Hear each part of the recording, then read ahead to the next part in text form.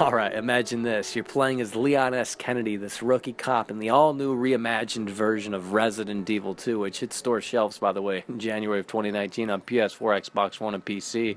And, you just started the game up, you're kind of figuring out the controls a little bit, you're dipping in and out of the Raccoon Police Department, you're not, things are quiet right now, so you're not really thinking that anything is going to happen, but you know that something could potentially happen. But what if, folks, things get deadly quiet?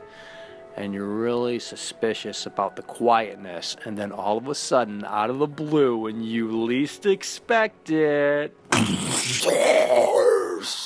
Nemesis pops out. Can you imagine if Capcom just put Nemesis here in this reimagined version of Resident Evil 2?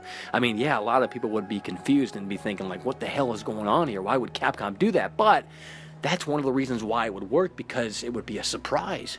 Look, I'm a diehard fan of Resident Evil 3, and in fact, I know this is going to sound crazy, but I prefer Resident Evil 3 over Resident Evil 2. I know, unpopular opinion, but I really feel like Resident Evil 3 is one of those games that gets kind of swept under the rug a lot. I don't know why, but I do, like I said, feel like Resident Evil 3 is a much superior game to Resident Evil 2. Again, I know, come at me with the pitchforks, but the point I'm trying to make here is I'd love to see Capcom do something down the road, of course, with Resident Evil 3. I mean, when you really think about it, Resident Evil 3 kind of brought a lot new to the table, especially in gameplay refinements. I mean, it really is like the ultimate classic Resident Evil game.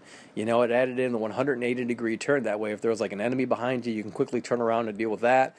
It added in the dodge mechanic, and then it even had like branching little opportunities throughout the story. Like, for example, when you first meet Nemesis, you can say, hey, look, I'm going to fight the monster now, or I'm going to simply dash into the Raccoon Police Department. Screw that. You know what I mean? It was really cool and unique. And not only that, but on top of all of that, there were at times where Nemesis would just kind of like pop out randomly, and it was just terrifying because you would hear like the doors slam, and you have to start running. You don't know which direction because it's fixed camera angles. It was just absolutely incredible, So yeah, I think you get the point that I really do like and enjoy Resident Evil 3, and seeing what they did with Resident Evil 2 and how they reimagined that, I would absolutely, folks, love, and I mean love, to see Resident Evil 3 get that treatment as well. Let me know your thoughts down below, but hey, let me back the train up a little bit here.